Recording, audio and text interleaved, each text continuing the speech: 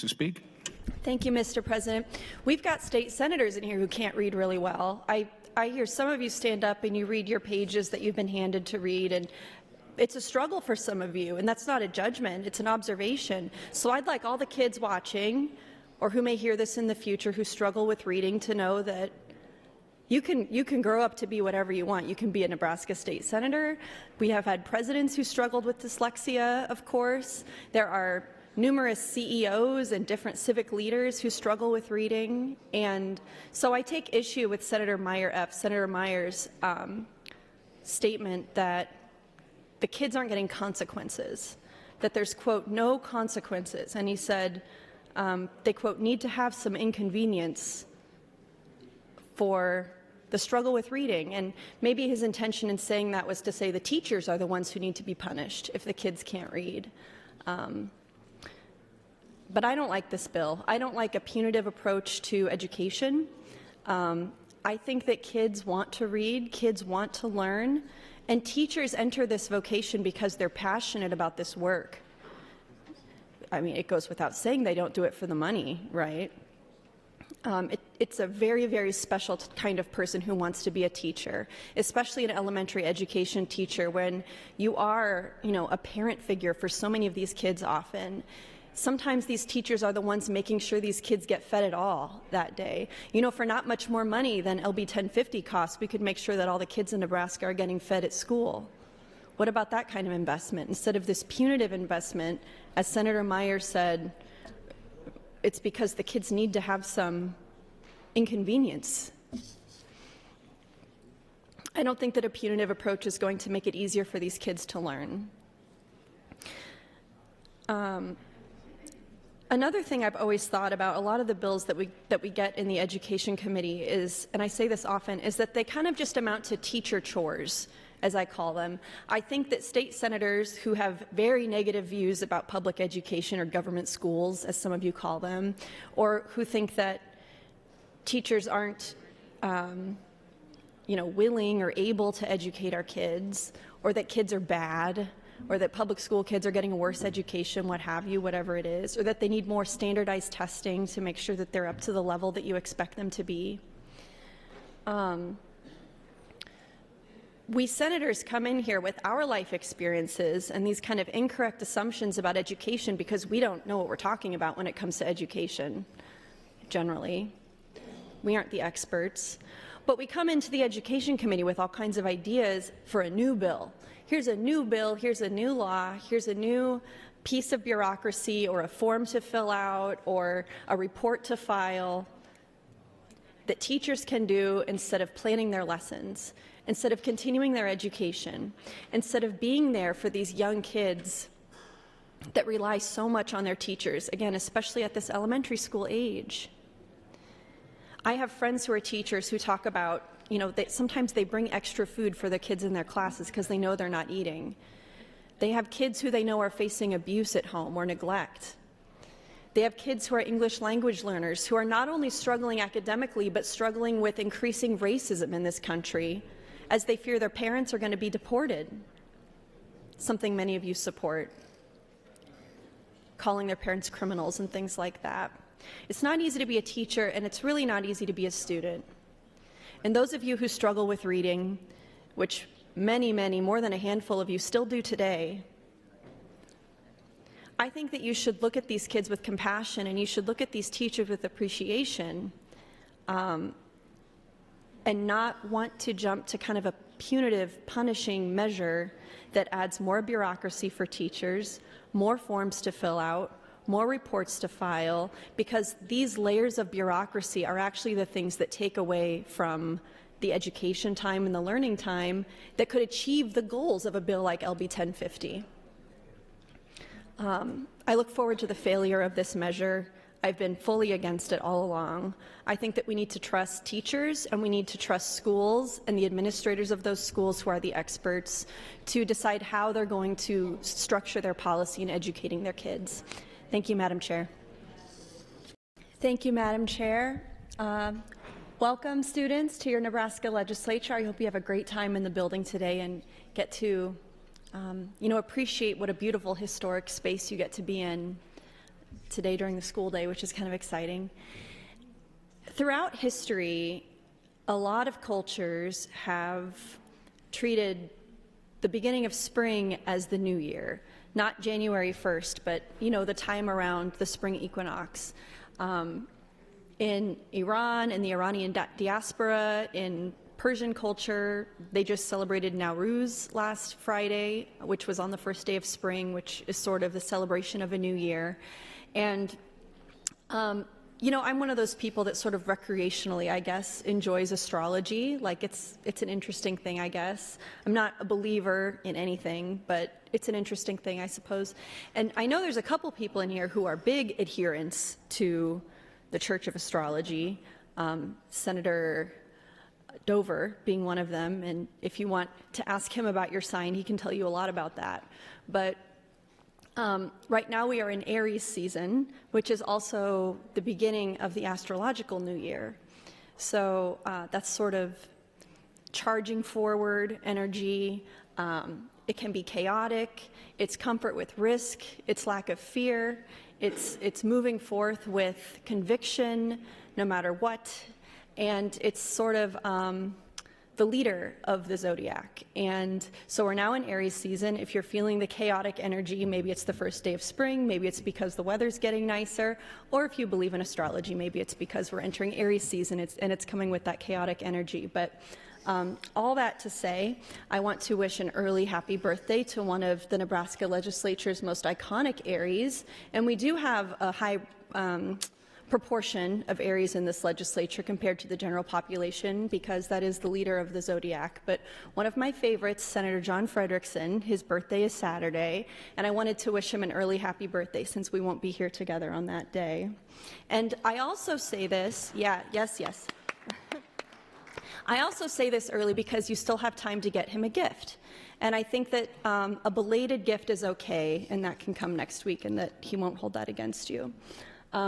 Back on the topic of AM 2605 and LB 1050, I was reached out to by a teacher who's a friend of mine, and she's been a teacher for over a decade. She's worked as a mental health counselor, as a math teacher, worked with all different grade levels. And one point that she raised to me that I actually hadn't thought about was, I'll read what she said in her message to me.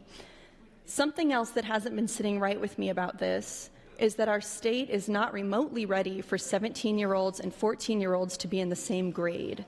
Our state hasn't been able to pass comprehensive sex ed. It's a horrible idea, etc. That was an interesting point.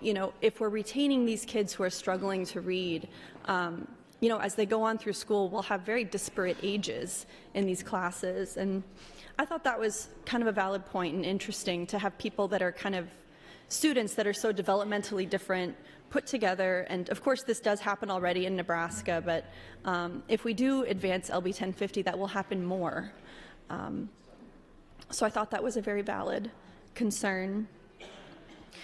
The main reason that I'm against bills like this, and there are a lot of bills like this, is because I don't like increasing bureaucracy, paperwork, reporting requirements on teachers and schools that are already understaffed, that are already asking for more planning time, asking for more time to further their own education so they can improve their capacity to teach reading.